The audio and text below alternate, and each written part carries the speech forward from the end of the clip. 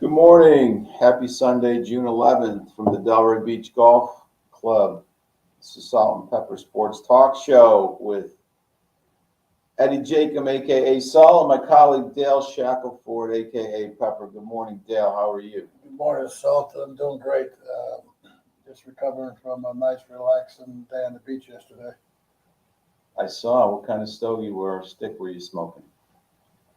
I don't even know.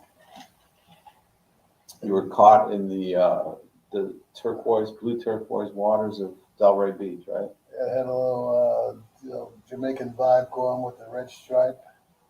And actually it was an Alexander Baldwin cigar, which was very tasty. Well, we're back in studio and excited in a few minutes to get our guest on, Joey Sindelar, who actually fills two things. One, our special guest, as well as our hometown segment, right? I guess the southern tier of the state of New York, the Elmira area, is considered upstate, right? I guess anything outside of New York City is considered upstate. So just up past Westchester County. Yeah, so looking really forward to talking to Joey and getting his perspective on the game of golf today. A lot of stuff happening in South Florida. It's ironic, man. The paths. The paths both the Panthers and Heat have taken. The irony is they're both, down 3-1, going away to try to salvage the series. What are your thoughts on it? Let's talk about the Heat first. Well, I think after the game Friday night, I think the Heat, they played well, they played hard, and Denver just took the air out of their sails, and I think Monday night might be the end of the NBA season. I'd like to see Miami pull this one out, but I just don't see it happening. Denver's very strong. Their bench came in and played well, and even with Jokic out for 5 or 6 minutes, the bench was just unbelievable for him. A lot of the so-called basketball experts and analysts, are saying, Jimmy Butler's got to rise to superstar status. Jimmy Butler's last game, if you looked at his lines, I think it was 24 and 26, 6 and 6. Jimmy Butler is not that guy when he was scoring 40 points or 38 points a game, that's not his game. And I don't agree with that analysis. I think he's not that type of player, but I do give them a little bit of a chance in game 4 because I think the pedigree of that team this year is one that, when they clearly don't have anything to lose, they play really, really well. Well, Miami's got 3 or 4 guys that are, quote unquote, they're 3-point shooters. Jimmy Butler's not a 3-point shooter. And those guys open it up for him to, get to the rim and, drive for layups, get offensive rebounds. And I think without those guys being on, takes away from Jimmy Butler's ability to score because, they're sagging defense and, he's coming in there and you got the monster in the middle.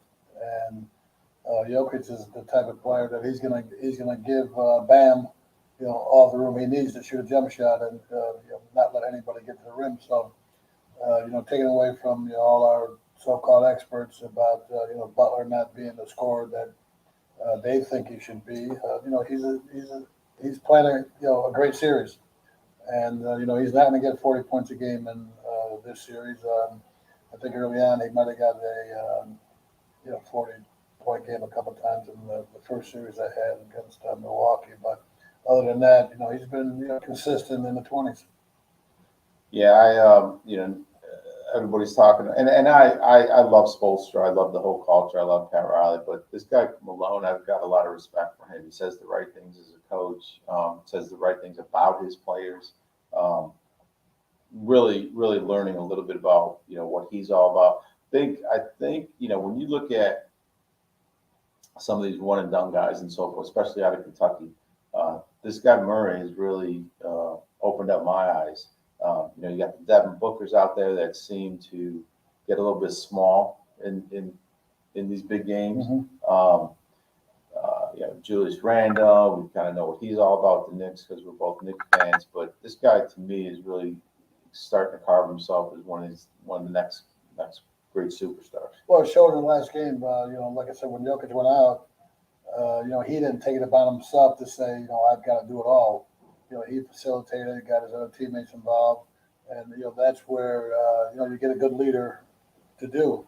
Get everybody involved. If one of your main players are out, then a collective group of guys need to step up and play well, and he facilitated that great. And we got the Panthers again down 3-1. I watched the game last night. I mean, Vegas is really good. I think they could win this next game at Vegas. It's going to be really tough.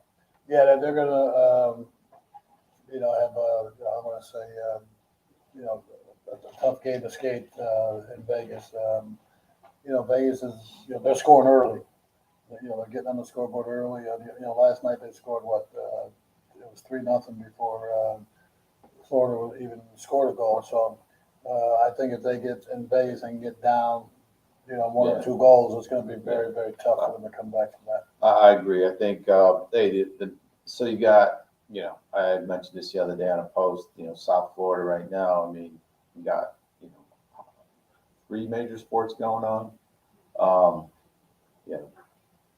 Two of them are hockey and basketball, and we're getting spoiled here, right? We're watching finals, mid-June, Right. And then the other big announcement is Messi coming to enter Miami, and I don't follow soccer, in all transparency as well as the other sports, but I do know the name. I do know that to Latin Americans and so forth, he's like Michael Jordan. He's like God. And that is, as you know, the diversity of South Florida, this is huge. Oh, I mean, we've had some stars here, but this is big. To get Messi here in Florida, and I mean, you're going to get the support that is unimaginable for soccer teams. So when you see him on the pitch, as they say, down here in Miami. Yeah, so for those of you that don't know, Inter Miami, actually, they lost, I think, their 6th straight game yesterday or the day before. But they play their games on Commercial Bowl. It's not even in Miami. It's actually in Broward County, like that whole industrial park.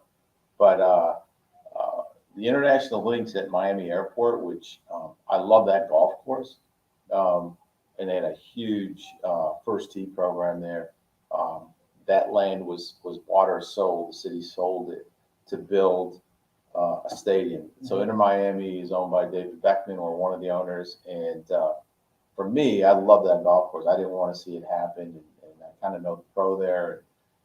He built that first tee program up.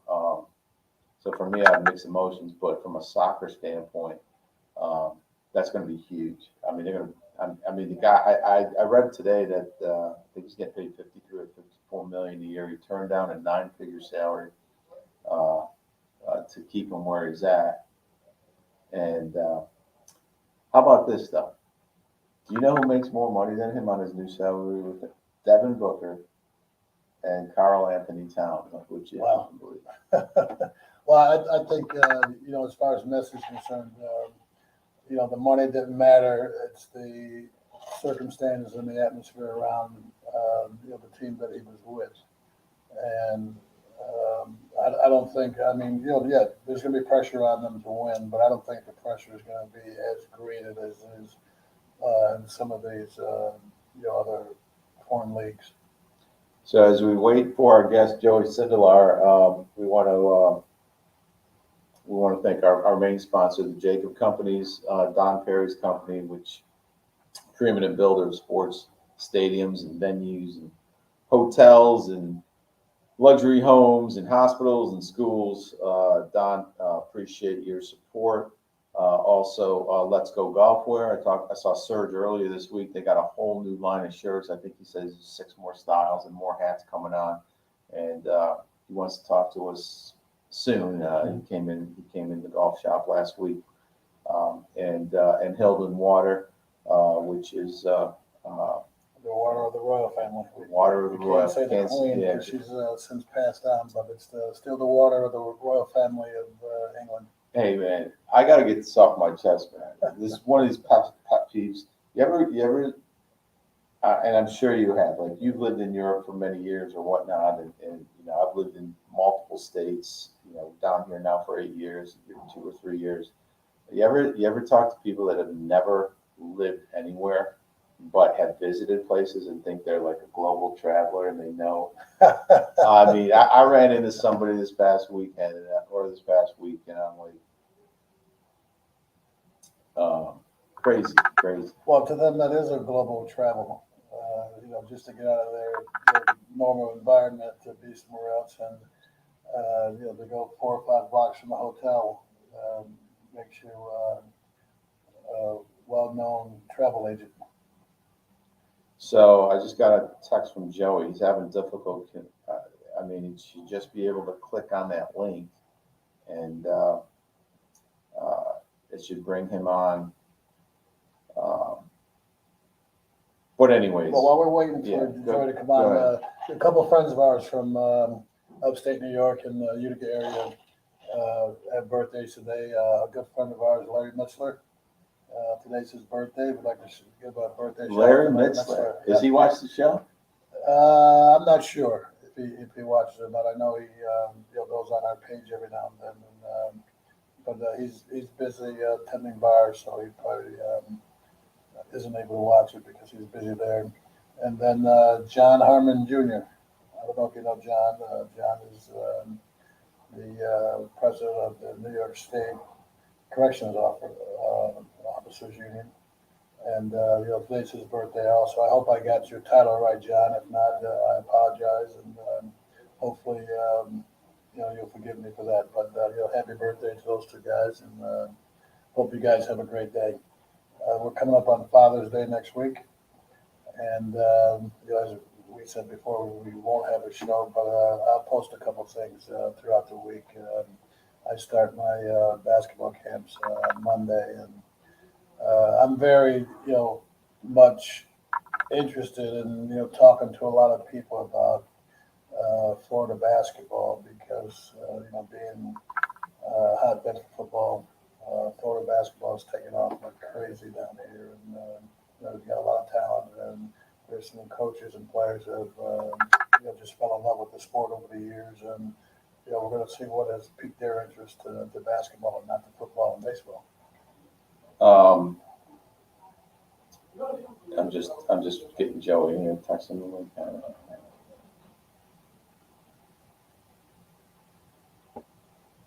But I've seen also, before Joey comes on with the golf situation there, we'll talk to him a little more about it on his views and his feelings. But I'd see on the bottom line that I guess the Saudi money was too deep for the PGA to sue them. The little money that millions that the PGA has, for things like that doesn't compare to what the Saudis have. Yeah, I mean, in all fairness, when I talked to Joey to confirm him coming on the show today, he doesn't know a lot about it, So I mean, I don't know. I mean, we want to talk to him about what the PGA meant to him because, like you said, like if he asks me stuff about that, he doesn't know a lot about it. Right. Let's see here. Device is not connected. They will need to connect their mic cam before. They're not. Bob, if you're listening, you've got to allow your devices to connect. Your microphone, your your camera. microphone and your camera. So if you go to settings, just pull up mic, pull up, and just, oh, here's Joey. There you go. I think he, Joey, are you there? Hello, gents. How are you? Can you hear me? Joey, are you there? I am, yes. Thank you. I don't see any We X's. have a little bit of an audio issue.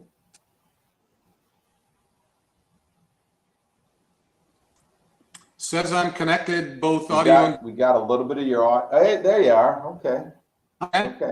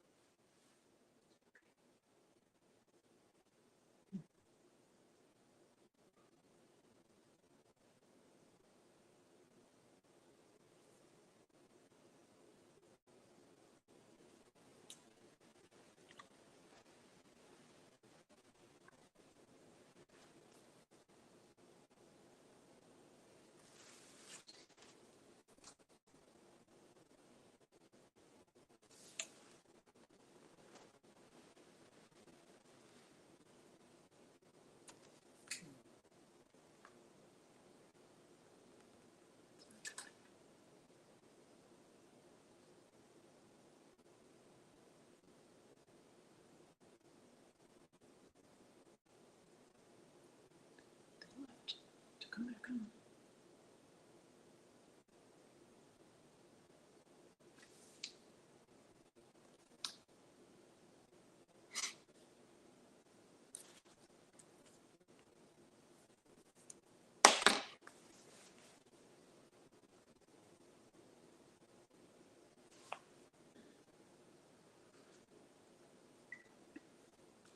Did you see the text? Did you look at your phone?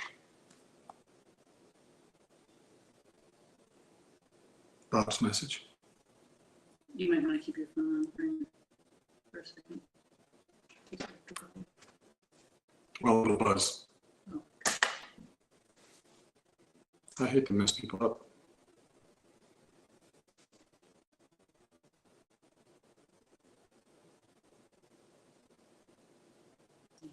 Yeah.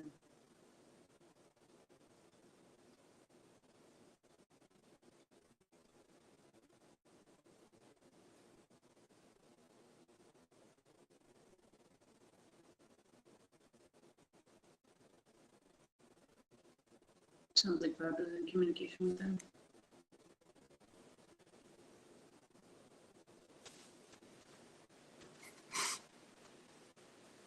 I don't know.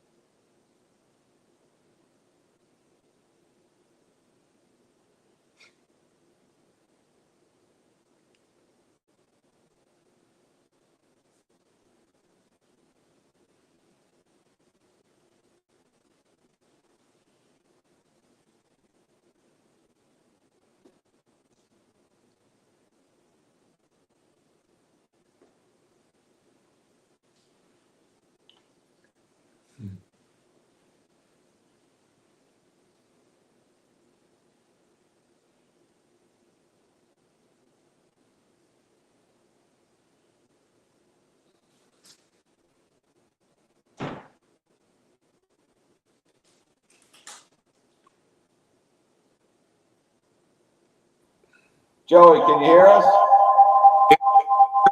Oh, man. Back up though. Can you hear us? Yeah, with a big time starter report.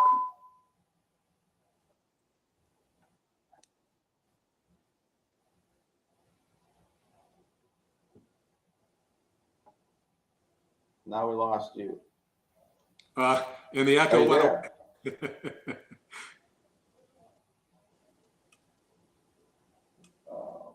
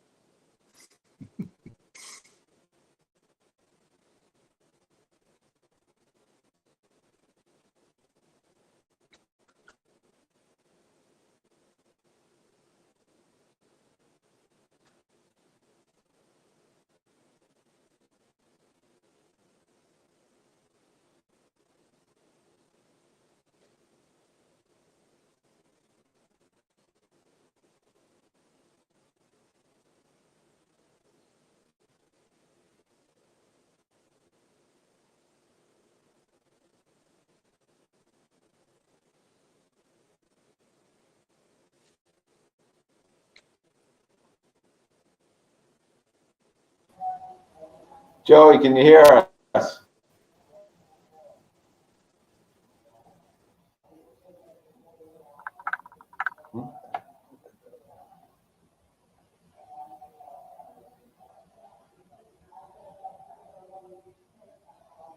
Joey, can you hear us?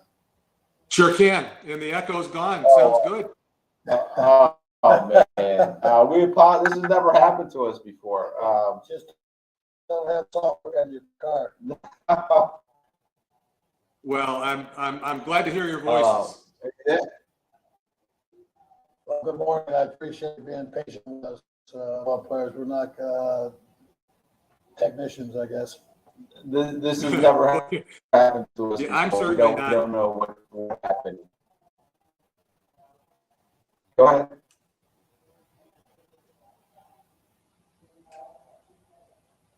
Can you hear us? Sure can.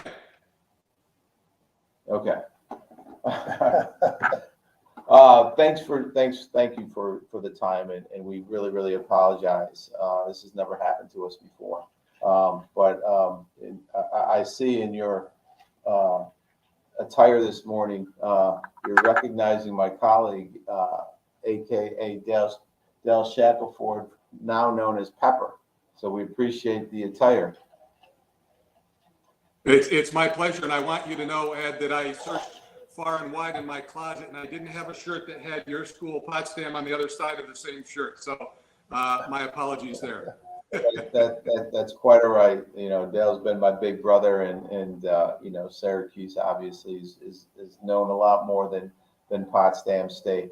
But again, we really apologize. This is I don't know what's going on down here at the Delray Beach Golf Club. But thank you for sharing a few minutes. We were talking earlier. I don't know if you checked earlier. Yeah, might I mention that as a golfer, sometimes you stand on the first tee and you whistle one right out of bounds, right out of the box. And so we did that. So now we got to go on offense and make some birdies. We can do that. Yeah, I think we hit a couple out of bounds this morning. Yeah. But thank you for a few minutes on a Sunday morning. I will say this, like when we do a promo, we can see the interest and the analytics and also forth. You're one of the biggest. We had over 1,000 people on all of our social media channels that reached out and so forth. So I think, and we apologize to those folks too. I think we might have broken a record, to be honest with you. But anyways, we're certainly giving them something to giggle about. Yeah. We were talking earlier, like you kind of feel we do a hometown segment, and like anything outside of New York is considered upstate, right? So we recognize people, from our area, which is the Mohawk Valley, Utica, New York. But you kind of fill both voids here, and obviously coming out of New York, I think you're probably arguably the most noteworthy, successful professional golfer that came out of the state. So one thing, Dale asked me, like, were you born in Horseheads? You were born in Kentucky, correct? Why don't you talk about your earlier years and how you got to Horseheads? Oh, sure. Well, actually, my family's several generations in the Horseheads area. My dad just happened to be doing his military obligation in Fort Knox when he and my mom were down there and I was born. So a grand total of about 3 months in Fort Knox and then right back to Horseheads. So you can think of me absolutely as a Horseheads kind of born and raised guy, and loved every single second of it. It was an awesome place. Oddly, for a small town in the middle of nowhere, we had very, very good golf. 2 or 3 really nice golf courses, and I had a dad who had fallen in love with the game, type A driven, a very good athlete on his own, and fell in love with golf. And he thought, jeepers, with he at 5'10" and my mom at about 4'11", he probably figured I wasn't going to put Dale's job in danger being a big guy about anything. So he said, look, let's chase this golf thing down. So it was a dream come true without my dad's help. And I also grew up with Mike Hulbert. We should mention Michael. Michael ended up winning 3 tournaments on the tour, and he kind of learned from osmosis from me, and then we pushed each other, and on we went, and just had a blast. It was a great childhood and upbringing, and thrilled to have been from Horseheads. Well, I've always said, once I, did have the opportunity to play a little bit of golf, I should have played a long time ago. High school, we had a driving range next to the school, and we had the dollar. Barney's, right? We had the dollar for the hit balls during gym class, and I bought the ice cream instead of hit the golf balls. So now I'm regretting all those times that I passed that opportunity up. But I'm having fun right now with Salt, playing a little bit and a couple of charity events, and I've heard that. I fell in love with the game, and as I said, I wish I would have did it earlier. Yeah, we had talked earlier a few days ago. Go ahead. I was just going to say, it's, but in the 70s, it's not what kids did, I mean, I can remember carrying my golf clubs to school for a golf match and getting laughed at by the football team. It's like, what are you doing? What is that? And, now you go around the neighborhood and you might actually see kids chipping and pitching balls in the yard or something like that. The world's changed, but it wasn't what we gravitated to back then. And so don't feel bad about that. Just take it by the horns now. Yes, sir. I know for me, like if you were to look rank the sports that I was best at, I would put baseball, golf, and basketball actually the last. But my passion was with basketball, and I think, you got to follow your passion, depending on your skill set or whatnot. I first, and I say that because when I got done playing Little League, I basically focused on basketball and golf, and my first encounter with Joey Sindelar, actually, it wasn't the New York State High School Golf Championship at Horseheads. It was I think it was in 71, you won the New York State, was it junior amateur? Or New York State amateur? It's championship? Seven Oaks. Yes, Yes, the New York yes, State boy, I yes. think it, yes. And I had qualified and played in that I think for 2 years, but I might be a year or two younger than you. I don't know if we were in the same divisions, but that was when your name, to me at least, first kind of got on my radar. And then fast forward during high school, and I mentioned this to you the other day, and Paul Zerk's a good friend of both Dale and I. He's 3 years older than me, so I was a freshman. Coach Bob, was our coach. And I remember going to Horseheads in Elmira, New York. And here's what I remember. I forgot my golf shoes. I played in my Nike suede low tops that I wore during basketball season, and it rained and it died all over. And you beat Paul Zurich. It might have been in the quarterfinals or whatever, like 4-3 or something. That was your home course, right, back then? Oh, that's right. Back over at Soaring Eagles. Yes, it was. You're correct. And I just remember this entourage of crowd following you, and I'm like, wow, man, this is kind of cool here.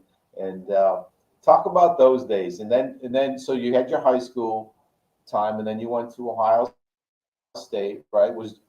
I don't know, was Jack Nicklaus your idol? Was that kind of the path, or how did that work out? Well, so let me start back with the people that followed us that day at Soaring Eagles. I did not mention and should have, but the support I've gotten through the years from this community is just stunning. They've been there every step of the way. It's like they all raised me, Michael and I. It was so fun. So we, Michael and I, we traveled, we played things like the Porter Cup. You tried to get better as you went. I never actually even qualified for big tournaments like the USAM, but somehow Coach Brown at Ohio State found out about my name. He recruited a lot of Canadian players, and he liked to hang out with kids in the Northeast. You want to recruit kids that play on similar grass. So he showed up and made an offer. And the news I got from a friend of mine, Mark Balin from Buffalo, who had already been at Ohio State for 2 years, was that there was this kid coming to Ohio State the next year named John Cook, who was supposed to be possibly the next Jack Nicklaus. And yes, Nicklaus was my favorite back then. And John, of course, John was originally from Akron, Ohio, but then his family moved to California. And not only did he play in those bigger tournaments that Michael and I never qualified for, he was winning them. And he became our band leader. We won the NCAAs in '79. And when you took 5 guys to a tournament and John Cook was your leader, that was pretty cool stuff. So it was thrilling. We had good success, except for John, who was the pedigreed, awesome player. We were a bunch of misfits that just learned how to put the club on the ball and just keep trying to play better, and all fed off each other. So we had a blast at Ohio State. So did you guys basically overshadowed the football program then with the great golf that you guys played? Yeah, let's pretend that was true. Maybe not, but we'll pretend. Nobody can hear us from Ohio right now. Maybe they can. I don't know. But I will tell you, we got the ultimate. At a big university like that, that's a massive football program and also great basketball at the time. They treated us like stars. Also, it was great. And when we won the NCAAs, they celebrated it like it was one of their big championships. So all the way around, awesome. Oh, that's great. That's great. So you and I both actually have something in common. I won an NCAA Division III basketball championship in Yes, '81. you did. You won the golf championship in '79. The logical path was to turn pro, and we can talk about your 7 tour wins over your career, but the thing that sticks in my mind, 80 top 10 finishes, that's unheard of. I feel pretty proud of that. Talk a little bit about your initial tour experience and how you navigated through that. We'll get into some other stuff, but when you made that decision, how did you make that decision? How does one go? Like, you have your success in college. How does one go to say, this is what I want to do for a living, or attempt to do for a living? Sure.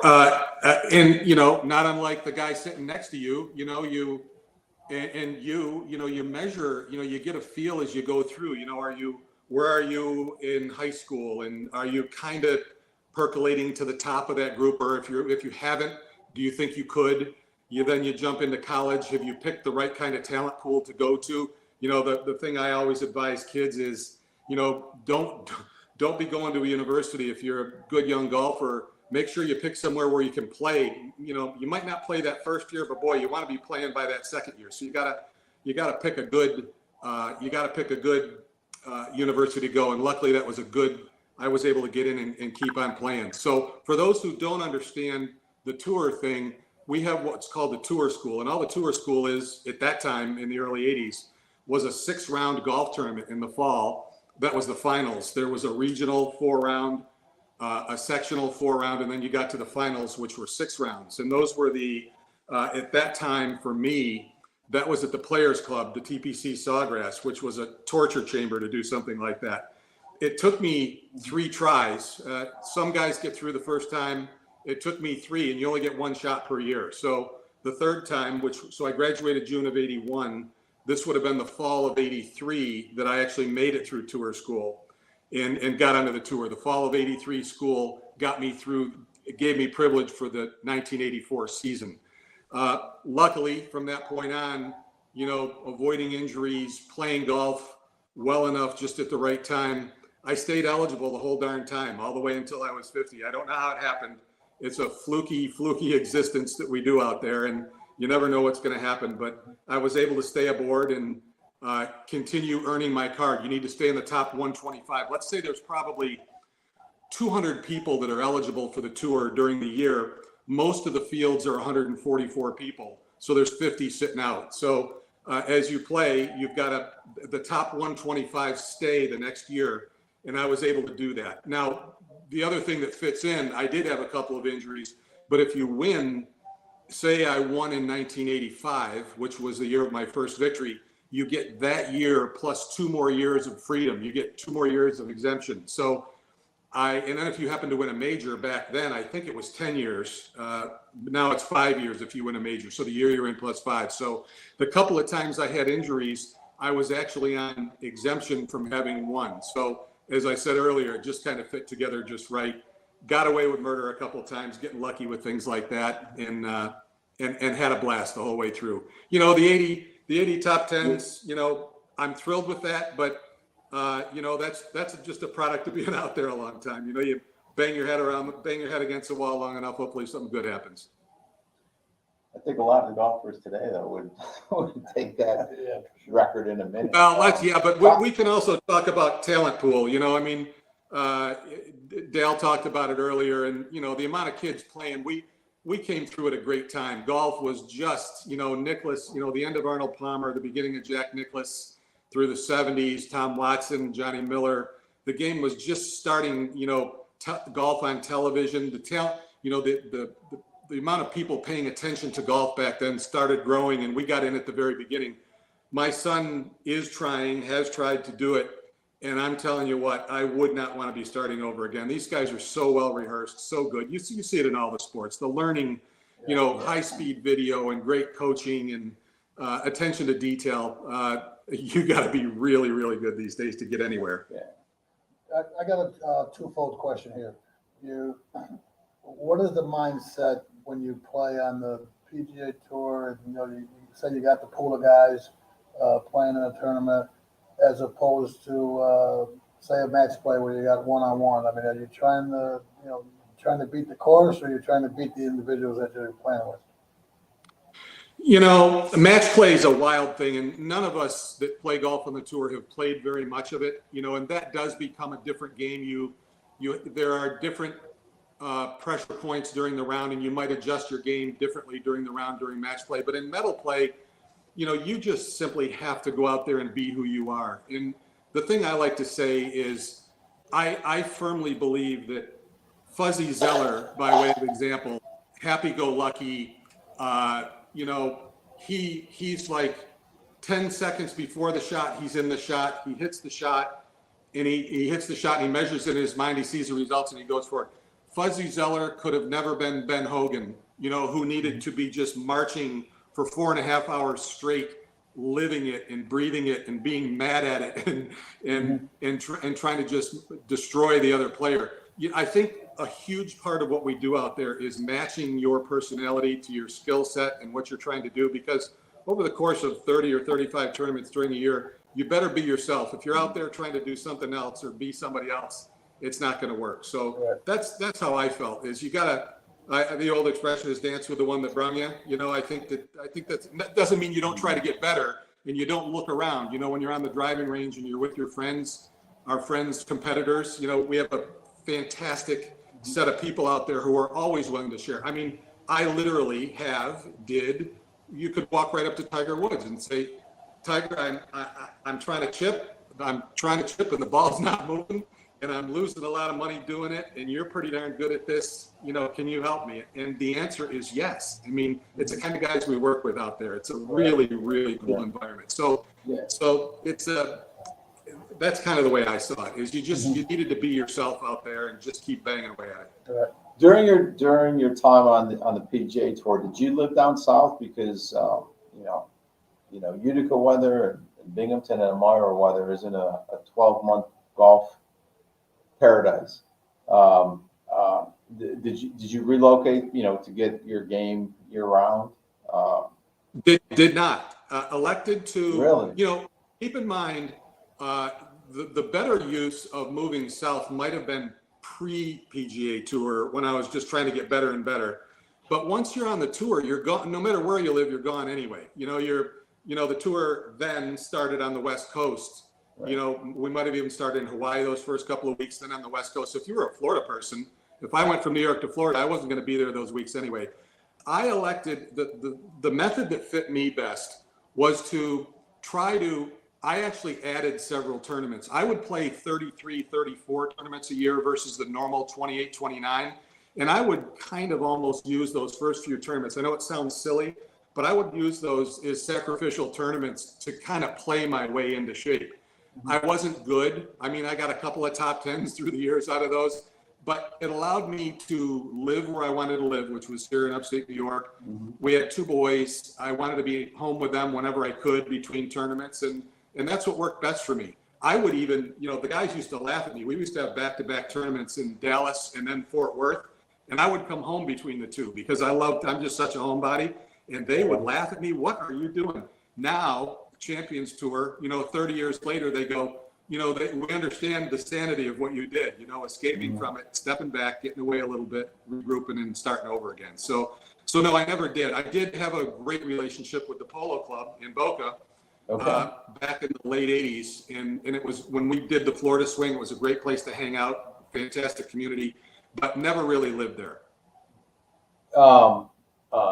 A colleague from New York, actually upstate, Jeff Sluman, I think he lived in the development I lived in Delray Beach. I know he doesn't live there now, but I was told he owned a property at a place called Hammock Reserve. I don't know, where your relationship is with Jeff, but love the guy, love him, funny, fabulous golfer. And by the way, all the way back to your introduction, I need to back out of that. Whatever title you gave me is the better of the New York State golfers. Let's not forget Slew, who won a major. Let's not forget Jeff Sluman. I mean by Slew. Let's not forget Wayne Levy, who won 4 tournaments in 1 year when people didn't do that. He was Player of the Year. I mean, holy cow! I mean, we've had some really good ones come out of upstate. Great point. Great so point. Thanks for trying to squeeze me in. Now, Wayne Levy is closer to us, right? Herkimer, New York, and I can remember him. I was a 7-iron away from Twin Ponds Golf and Country Club, the public course in New York Mills, New York. Right, I spent my summers there, and I used to caddy for the Genesee Open. I don't know if you ever played in that Jenny Open. I was too young and it was too big of a tournament. That was big stuff back in the day. Yeah, it was. But that was when I first saw Wayne Levy, and of course I think he lives on the West Coast, or he spends time on the West Coast. Some of our mutual friends. Oh, Florida. Yeah, in Florida. Yeah. So I'm just looking here. Your first tournament. I mean, the tournaments you won. Of course, you're a double winner at the BC Open, but your first one, the Greensboro Open, that was a big tournament back in the day, right? Yes, and it was big for a lot of reasons. Well, anything would have been, the Jenny Open would have been big. I mean, I promise you it would have been. But the Greater Greensboro Open was big, and it was beyond just winning and getting the 2-year exemption. It was the week before the Masters, and winning Greensboro got me into the Masters the next week. So that was a massive experience in my life. So yeah, that was 85 was huge for me. And then the Honda Classic, which has been now played at PGA now, but I don't believe they're going to continue with the Honda as their sponsor. But actually played times. They won the Honda Classic back in the day, right? Yes, we when I Trace won the at Coral Honda, Springs? it was at Eagle Trace. Yes, the brand new then TPC. And just to tell you what purses have done, that purse. So that was the old Jackie Gleason Inverary that took place, over closer to the coast in, I guess, Fort Lauderdale. And they had moved it and changed it to the Honda Classic and gone out to the Players Club. And the total purse was $500,000. And we thought that was all the money in the world in 1980, whenever that was, 86 or 87. I don't know if I won it the first year. Maybe I can't even remember. Sorry to not remember that. But it was bizarre. The guys were actually nervous playing for $500,000. And now I don't even know if that's 15th place at the Players Championship, individually. Pretty wild, but that was the beginning. And then it morphed around to a couple of different courses down there and then went up to PGA National. So you had mentioned you got some season tickets to the Cuse and you're representing the shirt. What's your involvement there? Do you do football, basketball thing? Is it season tickets now? Is it when Dale played? You remember the Dale's time with Roosevelt Bowie and those guys, right? Yeah. Yeah. So I if you don't mind, I'd like to tell what to me is a very fun story of how I met the coach, which was the Ithaca Best Ball. And it was a 2-man team best ball tournament at Ithaca Country Club. And it was like the third round. It was like maybe the semifinals. And Mike Hulbert and I were playing. Now, keep in mind, Michael and I were, we were golf gym rats. It's all we did, all day, every day. So we were serious about it. We were trying to get to college on a scholarship. We were probably juniors in high school at that time. This is 1976-ish. And we step on the tee and shake hands with this guy named Jim Boeheim. And gosh, I forget who his partner was. I'm sorry at the time. And he was a nice player, probably a mid-70s kind of golfer. We discovered by the end of the day. And now, Dale, we're back to match play. This is best ball match play. So it's a little quirky. And there's the Ithaca Country Club actually touches the Cornell University golf course. There are 2 par 5s that share an out of bounds set of stakes. One's at Ithaca Country Club and the other's at Cornell. And it was one of those days where if I hit it out of bounds, which I did on that hole, my partner Michael eagled the hole. And Boeheim and his partner, as I remember the story, hopefully this isn't a fish story, they were probably, I'm going to say 3 or 4 under, not a real difficult course, and it was best ball. They were probably 3 or 4 under, and we beat them on the 12th hole. It was one of those holes where, it was one of those days where if I was out of the hole, Michael birdied it. If he was out of the hole, I birdied it. And at the end of the round, even as competitive as Jim is, and we all know the answer to that question, he looked at us and he laughed and he said, I don't know what kind of buzzsaw that was, but holy cow. And he explained he had just taken the head coach job right in there somewhere, because he wasn't the famous Jim Boeheim basketball coach at that point. So Michael and I started following him from then and became friends and stayed in touch. And I've probably been a 20 or 25 year season ticket holder, basketball and football. Love it. I mean, my time at Ohio State was fantastic. I loved every second of it. But because of that day on the golf course, I was a Syracuse junkie before I even went to Ohio State and have been ever since. This is my garb. When I can't get to the game, when I'm out on the tour, I'm bringing this stuff with me. I'm sitting in the room. I'm a junkie watching like that guy sitting next to you do what they do, and all those that followed. It thrills me to death. Well, Coach now in his retirement, he's doing a lot of fishing. I He heard is, about- and he and I talked basketball about a month ago. So, Okay. and I hear that's kind of a little bit of your thing, Dale. Fishing? No, I don't fish that much. I did a couple outings with Roosevelt a few years back, and I'm more of a I guy heard about that bring the fish to me and I'll clean them and eat them. But you can catch them and bring them to me. Okay, we'll do that. But Why yeah, don't you yeah. let Coach and I Joey talked. know. Let them know what Go we ahead, sorry, think guys. Weston, the Syracuse Legends golf. Oh yeah, we played in the Syracuse Legends up in the Weston Hills. Hills Country Club there, and Came in we second. finished second place. So that was Well, last year, right?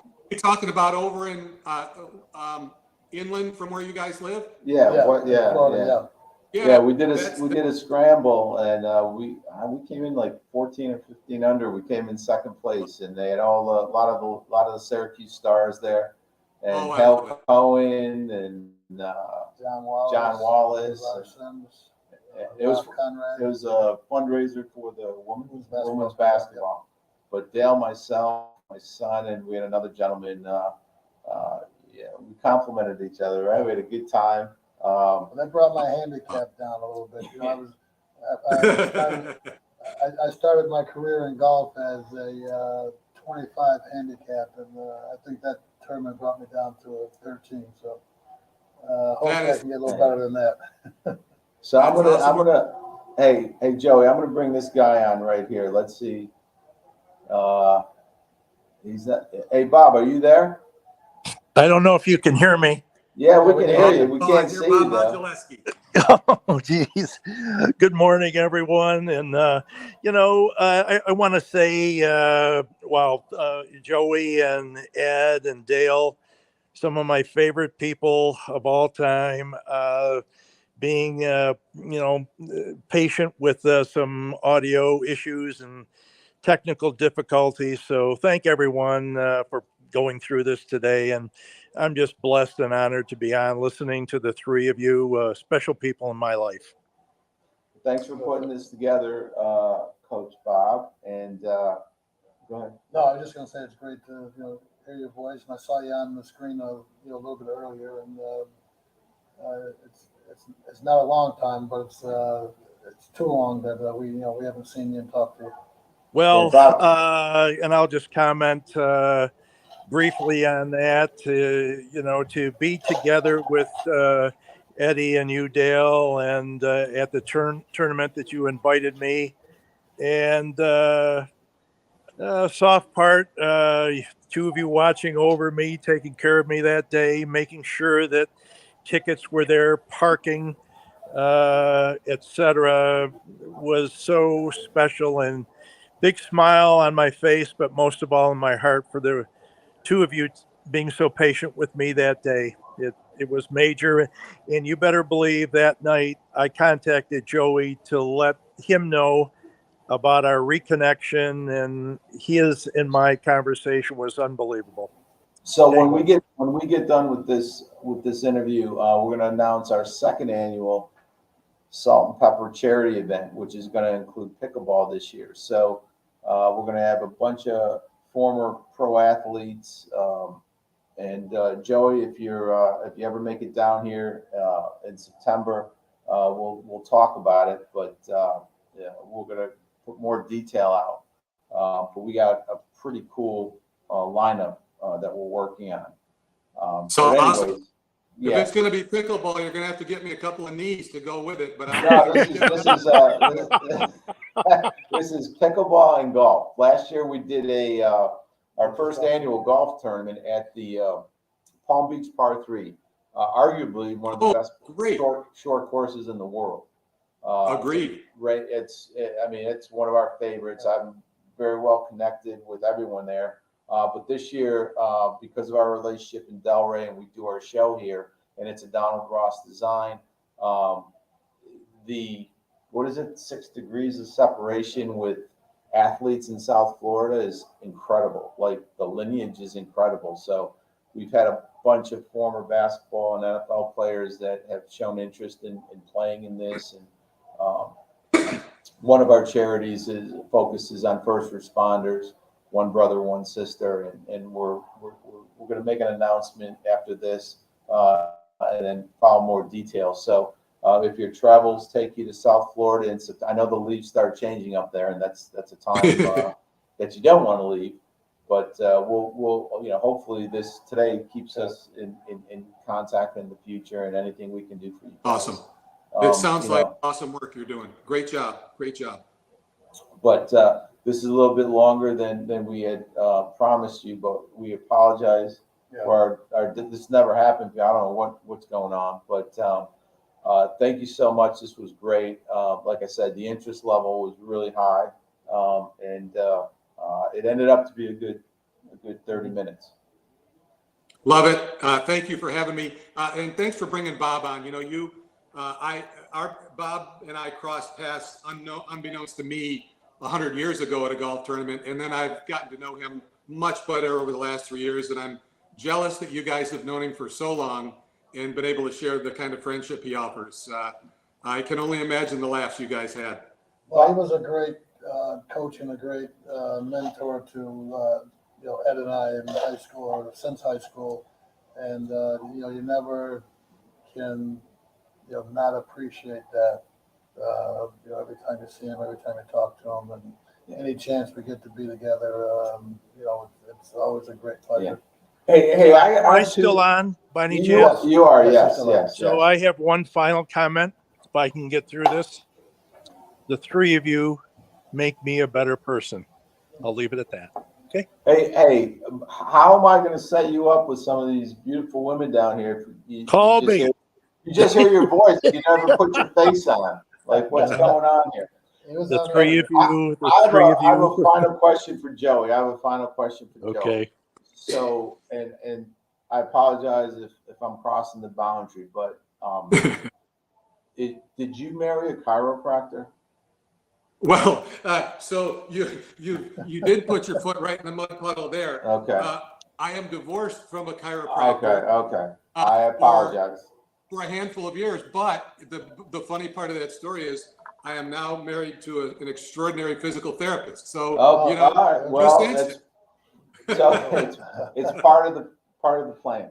Part of the golf. I apologize, but no, that's not crossing the boundary. Crossing the boundary is what we did back in the beginning when we snap up the couple out of bounds with the audio and the video. That was easy. Okay. All right. Now, my last question for both of you guys is, did you bet on the Belmont yesterday? I did. Did not. And Had the winner. Okay. Yep. That's good, 'cause, Who was the winner? I didn't see it. Archangel. so Bob better How than about I do, man, to ask that question. Well, Vernon Downs connection, Yeah. we were all out there. Oh, the jugglers used to Dave Brown, the Yes. ticket. Bob Devins lived there out of his, rest his soul, his Ford Pinto light blue thing that was falling apart. I've got to give a shout out to somebody that watches our show all the time, and Daniel Melito is what he goes by when he texts in our show and everything, and he picked Forte, the favorite to win. Okay. And Forte started out, at the back of the pack, and ended up second. So, Dan, thanks for the tip, and better luck next time. Okay, All right, gentlemen. guys. Hey, Joey, thanks again for your time, and congratulations on an incredible career. You do back home proud. Yes, sir. Like I said, you're somebody I knew when I was a little kid, so we appreciate you taking us Sunday morning and talking to the Salt and Pepper Show. It's my complete pleasure. You guys have also done home very proud, and I appreciate you having me on the show, and I'll come back anytime. All right, and we'll stay in touch through Bob. And go ahead. No, I just want to say happy early Father's Day to both of absolutely. you. Looking Thank you, forward to Dale. seeing guys Thank you. soon. Thank you. All right, gentlemen, have a great rest of the day. Thanks for a great time. Thank you. That was good. I just hope our audience stayed with us, and we'll have to, when we put this out there, we'll have to let them know about the 10-minute audio issues that we had, but it's great to talk to somebody home that made it big time, right? Oh, yeah. And I think, he made everybody proud, and, to stay in Horsehead and not relocate during his tour time is great. Want to get home to his family all the time and, be home for the change of the seasons. So two things ending for me is one, our girl Layla Fernandez, she in the doubles lost this morning in the finals of the French Open. Okay. Even though it wasn't a winner, we follow her career, and she played 2 years ago in the U.S. Open finals, and then unfortunately she didn't win the French Open. But getting to the finals in the doubles is a big thing. And then you want to make the announcement September 14th? Well, our second annual Salt and Pepper golf charity, we've got it scheduled for September 14th, 2023, right here at the Delray Beach Golf Course. We're going to incorporate a pickleball tournament as well. So our pickleball tournament will be held at the Delray Tennis Center on Atlantic Ave in downtown Delray. And the golf charity, as I said, the golf will be played here at the Delray Beach Golf Club. And following both events, we'll all get together here at the Delray Beach Golf Course and have our awards and our food and cocktails and a little social hour afterwards, and have a lot of fun. So look forward to seeing more on our second annual golf combo pickleball charity event, and hopefully we'll see a lot of you guys down here. Yeah, more detail to come. We're in the process of actually becoming a nonprofit, and that'll allow us to do a lot of other things. And we got another cool surprise that we'll announce maybe at that tournament, but it reaches back to our beginnings in Utica, New York Mills. So with that, I want to thank Joey Sindelar. I want to thank Coach Bob Modzelewski. Again, apologies for the technical issues earlier, but I think it ended up to be a great morning. Yeah, and again, thanks everybody for being patient with us. And Pepper's going to go to the bar, have a cocktail, and I got to take down a wall, man. and get home and have my Sunday dinner and relax and get ready for a long week of camp. I got to take down the stone wall. All right, salt out. Have a great Sunday. It's always paradise here. The sun's out, blue skies. There'll be a thunderstorm around 3 or 4. That's life. And it'll be sunny again. Yeah. And Pepper out, and everybody have an enjoyable Sunday.